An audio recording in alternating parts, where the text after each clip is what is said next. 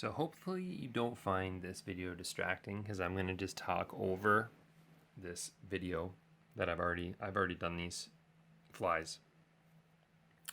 And honestly, looking at them after the fact, I'm like, well, I probably could have did a lot better, but it gives you an idea of how to do these. With these videos, it's mostly like you could just kind of flip through really quick and just see how I did it, and you're on your device doing it yourself. Like, they're really easy. Really, yeah, all my flies are starting to mesh together. I'm kind of doing them all the same now. But what I do want to say about this video right now, I talk the whole time, so I'm probably going to talk about some random stuff here, so bear with me. But first things first, I'm putting some eyes on this fly. If you watch my other fly tying videos, I made a video about how I overpaid for fly tying material. And these eyes definitely kind of make me feel like I've redeemed myself a tiny bit, because I got like 100 of these eyes for like less than 20 bucks, I think. So I was pretty happy about that, and I've tied quite a few flies with these already, and I've barely made a dent in this. Same with the hooks that I'm using. I got these on eBay from this guy. His name was on the package there, and yeah, sweet deals. Love it. I'm gonna definitely buy from this guy again. So yeah, all good. How you doing? It's been a great season so far. Where I am at in the world, all the streams are closed at this point, and the rivers are high. So I've been fishing in lakes mostly, which I'm kind of over, honestly. Like today, I could have went out. It was actually a perfect morning to go out, but I'd be basically fishing the same holes that I've already fished, and I'm just like, I don't really want to do that. I'm kind of ready to move on to the next thing, and that brings me to tying, because I'm going to St. Mary's, Ontario to catch carp, and I thought these would be fantastic for carp. I had really good luck with streamer flies one time that I went there, but carp are that funny creature that sometimes what works doesn't work the next time. Maybe that's most fish, I don't even know, but carp are weird to me, man. I can't figure them out. Some days I'll have the best day of my life and I can't stop laughing, and the next time I go out to the exact same spot to catch the same fish, maybe, like, I can't even make a dent in them. So anyway, I had a bunch of flies like this, but just bigger, and it was working pretty good. So I figure, hey, if I had smaller ones, it should be even better. And that's what we're doing here. So this first one I'm tying up with like kind of like a polar chenille. It's like a long polar chenille. And so it kind of has a good shine to it, I guess. It's subtle, but it's nice. I think bass would go for this fly pretty well. Rock bass, sunfish, trout, all those good things.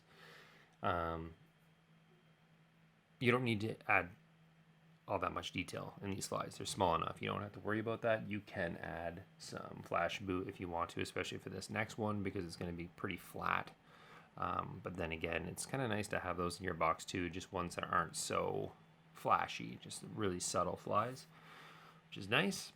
So this next one I used white hackle, and you'll notice that one thing is they both kind of look like trash kind of out of the gate, but I'm going to finish this tie and then I'm going to wet them down so you can see what they look like, or what they would be looking like in the water as you're fishing them, instead of just kind of like right off the vise here.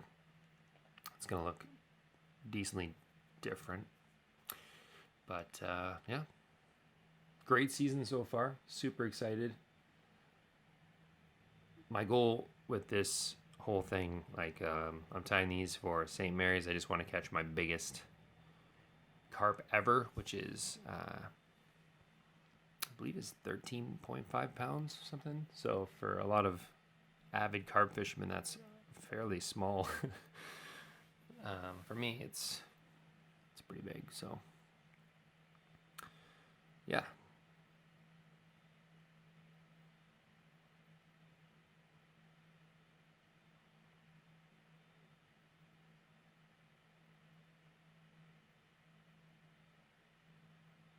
I'm just watching myself tie this here.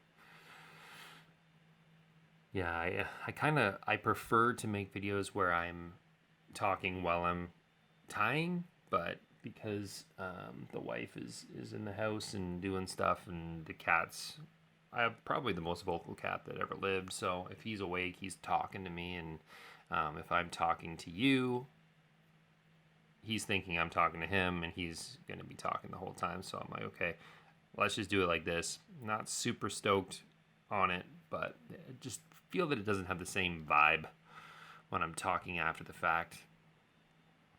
But yeah, is what it is. I hope you find these super awesome and easy to tie. Great beginner fly for sure.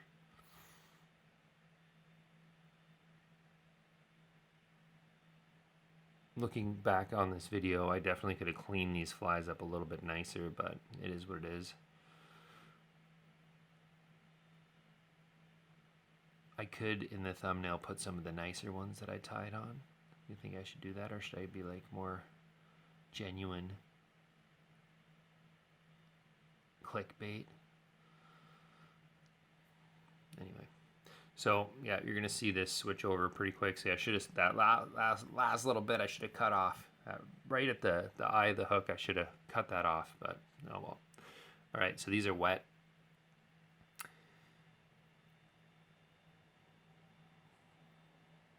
Size 10 hook is actually, because I'm so zoomed in, it's kind of hard to tell like how small these are.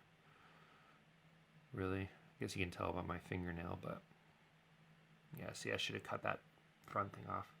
Anyway, thank you so much for tuning in. If you like this video, thank you so much. We'll see you again. We'll do it again.